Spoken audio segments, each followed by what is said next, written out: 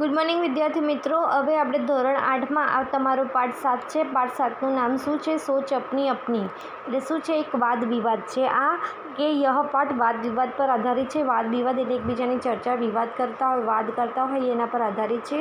किसी एक विषय पर विद्यार्थी द्वारा उनके पक्ष और विपक्ष में विचारों की अभिव्यक्ति को वाद विवाद कहते हैं। वाद विवाद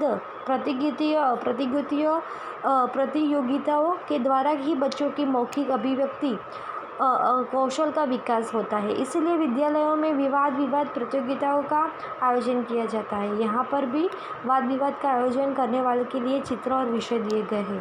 તમે જોશો તો તમારું આ ચિત્ર છે, આ જે चित्र बताड़वामां आवे छे ए चित्र में पहलू शू है कि नीचे दिए गए चित्रों को ध्यान से देखिए, फिर उन पर आधारित प्रश्नों के आधार पर कक्षा में वाद विवाद कीजिए। આપણે અત્યારે વિડીયો દ્વારા કરીશું વાદ વિવાદ। એમાં શું છે, दोनों चित्रों में अंतर क्या है? તમારે શું કરવાનું છે? જોડે પેન્સિલ લઈને બેસવાનું છે।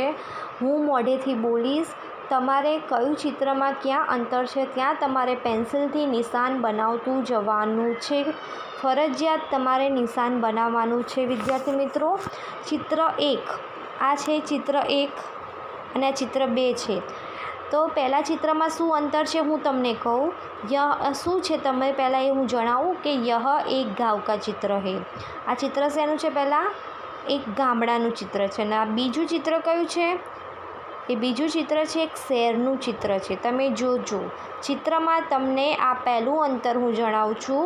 पहलू चित्र है एक गामडानु है, बीजू चित्र है शहेरनु है। तो यहाँ एक गाँव का चित्र है ए पहलू, અને બીજું છે શહેરનું એટલે यह एक शहर का चित्र है। પછી चित्र नंबर 1 में જોવાનું છે गाँव के रास्ते कच्चे हैं। શું છે? गाँव के रास्ते कच्चे हैं। પછી चित्र नंबर 2 में शहर के रास्ते पक्के हैं। पेन्सिलથી તમે જોજો, शहर के रास्ते पक्के हैं। પછી चित्र नंबर 1 में જે ગામનું છે એ તો मकान कच्चे हैं। શું છે? मकान कच्चे हैं। પછી चित्र नंबर 2 शहर में मकान पक्के हैं। शू है? मकान पक्के हैं। પછી चित्र नंबर 1 में यहाँ वाहन नहीं दिखाई दे रहे हैं। यहाँ वाहन नहीं दिखाई दे रहे हैं। चित्र नंबर 2 यहाँ वाहन दिखाई दे रहे हैं। પછી चित्र नंबर 1 गाँव के घर छोटे छोटे होते हैं। गाँव के घर छोटे छोटे होते हैं। शहर में बड़ी बड़ी इमारतें होती है। शहर में बड़ी बड़ी इमारतें होती है।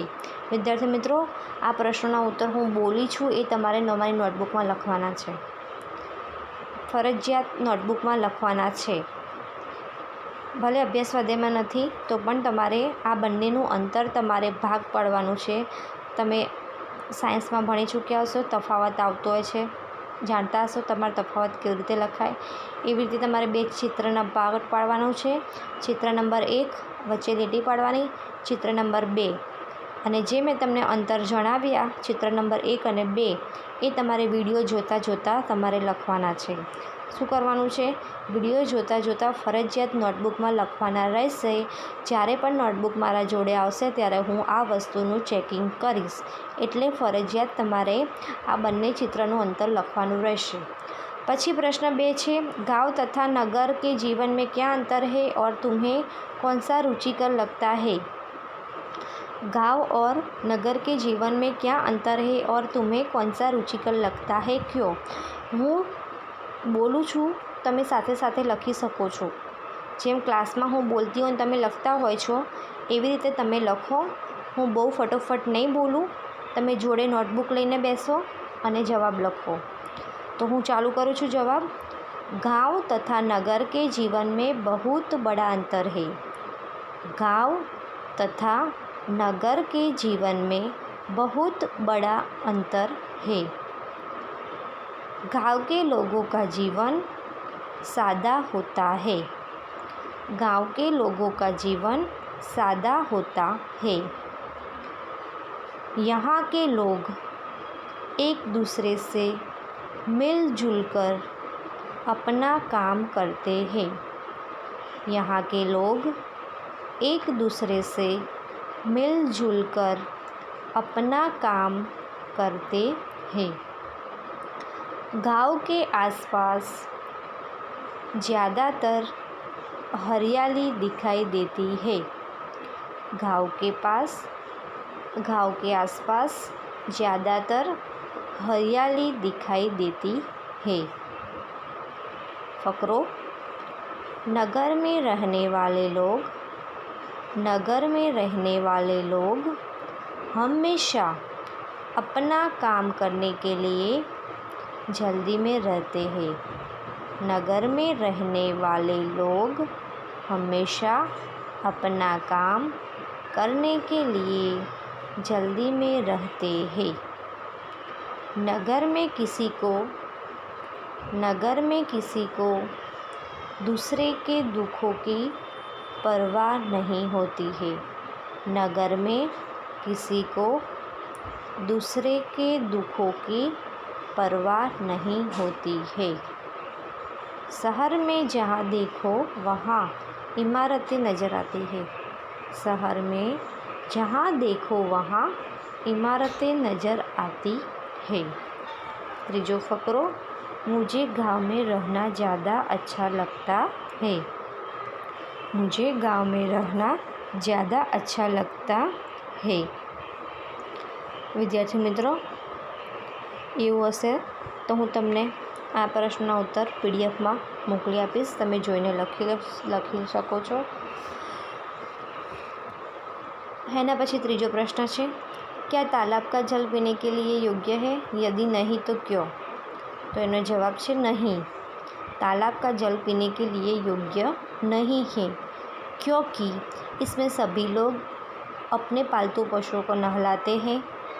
तालाब में कई स्त्रियों अपने कपड़े धोती है, कुछ स्त्रियों बर्तन साफ़ करती हैं। इस तरह तालाब का पानी गंदा होता है, इसीलिए यह पानी हमें नहीं पी सकते। ऐसा गंदा पानी से लोग बीमार पड़ सकते हैं। હું તમને પીડીએફમાં જવાબ મોકલી આપીશ વિદ્યાર્થી મિત્રો। પછી તમે પ્રશ્ન અહીંયા જોશો બીજો, આ શું આપ્યું છે કે નીચે दिए गए मुद्दों के आधार पर विज्ञान वरदान या अभिशाप इस विषय के एक पक्ष और विचारना कारण प्रस्तुत कीजिए। આ એક તમારો નિબંધ છે વિદ્યાર્થી મિત્રો।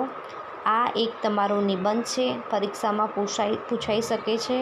તમારે સારા અક્ષરથી લખવાનો રહેશે। નિબંધની નોટબુકમાં પણ આ નિબંધ લખવાનો રહેશે। હું પીડીએફમાં મોકલું એટલે તમારે સમજી લેવાનું કે નિબંધની નોટબુકમાં પણ લખવાનો રહેશે। ખાસ સૂચના આપું છું, નિબંધની નોટબુકમાં લખવાનો રહેશે। નિબંધ પરીક્ષામાં પૂછાઈ શકે છે। તો હવે આપણે શરૂઆત કરીએ।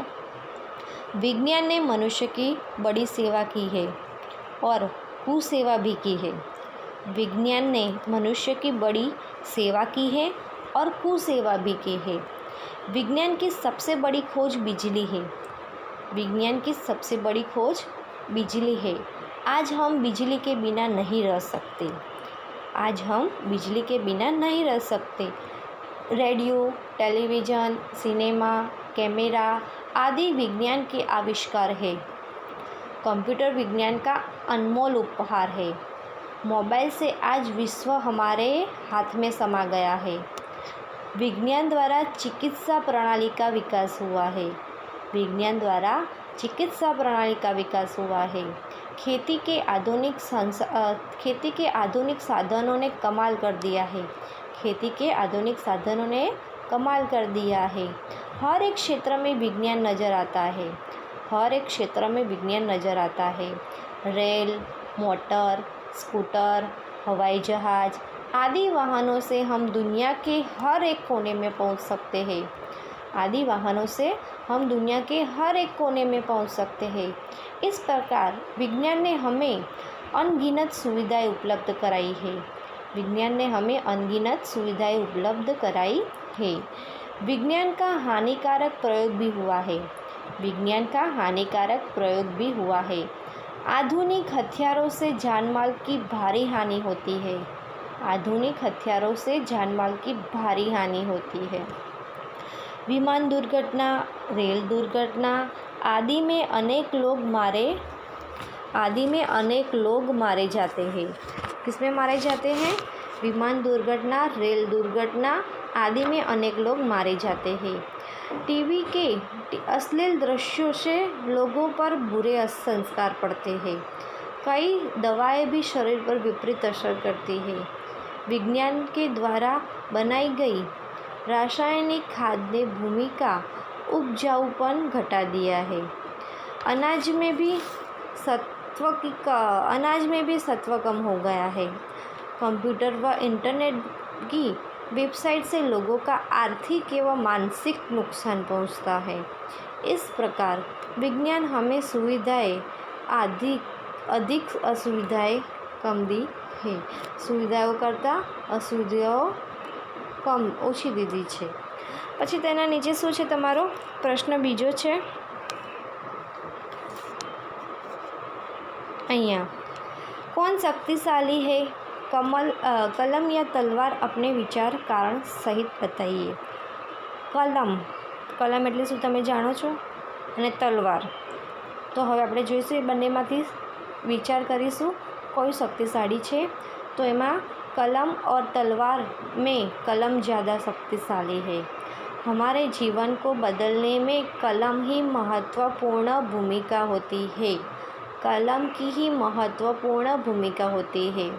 कलम हमारे हृदय में मधुर भावनाएं, उच्च कोटि के विचार एवं ज्ञान प्रकट कर हमें निर्भयता प्रदान करती है। कलम द्वारा जीवन सदा जागृत रखती है। कलम से प्रज्वलित प्राण को कोई पराजित नहीं कर सकता। निर्भयता प्रदान करने वाली कलम से हम सुरक्षित बन जाते हैं। એટલે આ કલમ વિશે હતું। એના પછી છે બીજો પ્રશ્ન છે, दी गई सामग्री पढ़िए और उनके आधार पर प्रश्नों के उत्तर दीजिए। आ जे सामग्री है जे आनी बात करवामां आवे छे एने वांचवानुं छे अने आमांथी अमुक प्रश्नों आपे छे ए अमुक प्रश्नोना उत्तर आपणे लखवाना छे। तो आपणे पहला एने वांची लईए।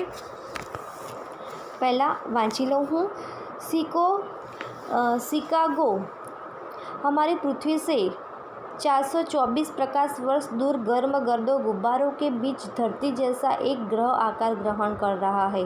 वैज्ञानिकों के मुताबिक 1 करोड़ से 1.6 करोड़ वर्ष की उम्र वाले इस ग्रह का सौरमंडल अभी मुश्किल से किशोरावस्था में है, लेकिन जॉन हॉपकिंस यूनिवर्सिटी के अप्लाइड फिजिक्स प्रयोगशाला के मुखिया केरी शिष्य ने मुताबिक यह पृथ्वी जैसे ग्रह के जन्म लेने की बिल्कुल सही अवस्था है।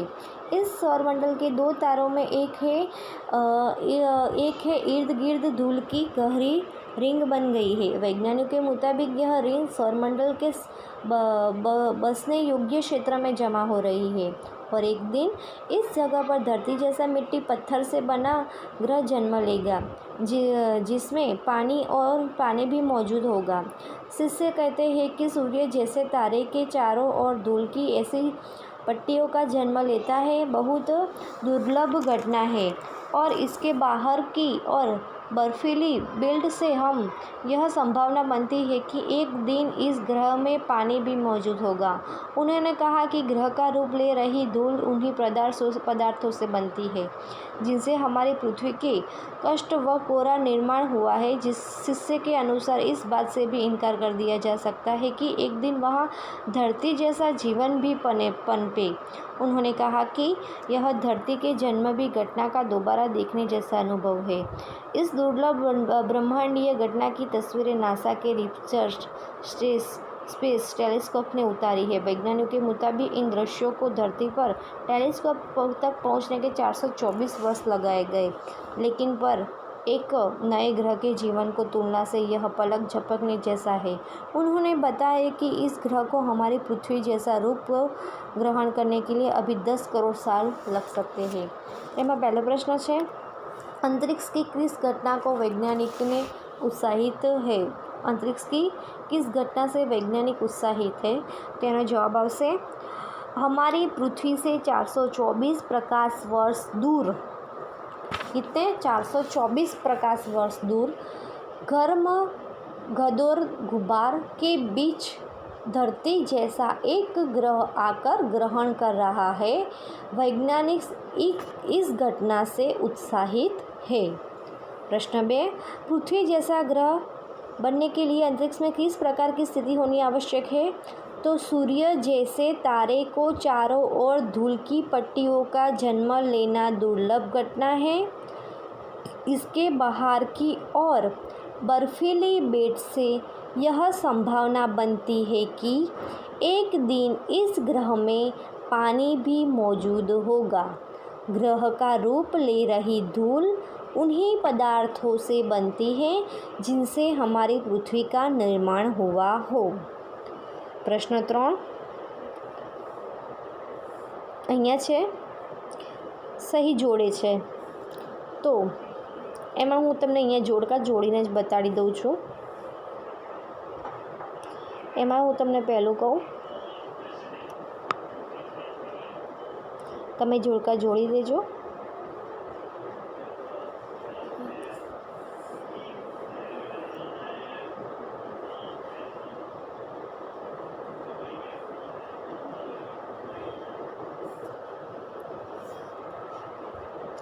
તો પણ હું તમને પીડીએફમાંનો જવાબ હજુ મોકલી જણાવીશ વિદ્યાર્થી મિત્રો કે જોડકા સાચા તમારે જોડે જાય વિદ્યાર્થી મિત્રો। હવે આપણે સ્વાધ્યાય જોઈશું। તો સ્વાધ્યાયમાં તમે જોશો તો उदाहरण के आधार पर उपसर्ग लगाकर शब्द पूर्ण कीजिए। उदाहरण के अनुसार उपसर्ग शब्द लगाकर शब्द लिखिए। तो अहींया तमारे जवाब लखवानो रहेशे विद्यार्थी मित्रों। तो अहींया शुं छे, पहलू आप्युं छे देश। उदाहरण के आधार पर उपसर्ग लगाकर शब्द पुनः लिखिए। तो पहलू उदाहरण जुओ तो तमे भिन्ननु शुं करी नाख्युं छे, विभिन्न करी नाख्युं छे। भिन्ननु अहींया शुं करी नाख्युं छे, विभिन्न कर्युं छे। तो अहींया आपणे देशनुं शुं थशे, विदेश। देशनुं विदेश। पक्कानुं अधपक्का, पक्कानुं अधपक्का। पछी त्रीजुं छे गम, गमनुं दुर्गम। घ उपर अर्धचंद्रकार, दुर्गम। पछी योगनुं शुं थशे, चौथुं प्रयोग, योगनो प्रयोग। पांचमું जीव छे तो निर्जीव, पांचमું जीव छे तो निर्जीव थशे। पछी छठ्ठું बल छे तो निर्बल अने सातमुं समझ छे तो गैरसमझ। आठमुं सुविधा छे तो असुविधा। नवमुं वांछित छे तो अवांछित, वांछित छे तो अवांछित। पछी प्रश्न 2 में शुं आप्युं छे, उदाहरण के आधार पर प्रत्यय लगाकर शब्द पुनः लिखिए। शुं करवानुं छे, प्रत्यय लगाड़ीने एने शब्द फरीथी लखवानो छे। तो अहींया आप्युं छे विदेश। विदेशनुं शुं थशे, विदेशनुं विदेशी। विदेशनुं शुं थशे, विदेशी। बीजुं छे प्रकृति, तो शुं थशे, प्राकृतिक। प्रकृतिनुं शुं थशे, अहींया कहूं छुं प्राकृतिक। प्रकृतिनुं शुं थशे, प्राकृतिक। पुत्रनुं शुं थशे, पुत्री। लापरवाहनुं लापरवाही। चंचलनुं चंचलता। यंत्रनुं यांत्रिक। मानवनुं मानवता। हंसनुं हंसनुं हसी। शुं थशे, हसी। पछी प्रश्न 3 छे, चित्र के आधार पर काव्य की रचना करिए। हवे चित्र प्रमाणे हूँ तमने काव्य संभळावीश। काव्य चालू करिए। घड़ी लगी दीवार पर टिक टिक कर तू चलती है। घड़ी लगी दीवार पर टिक टिक कर तू चलती है। दिन हो चाहे रात हो, जाड़ा या बरसात हो, कभी नहीं तू रुकती।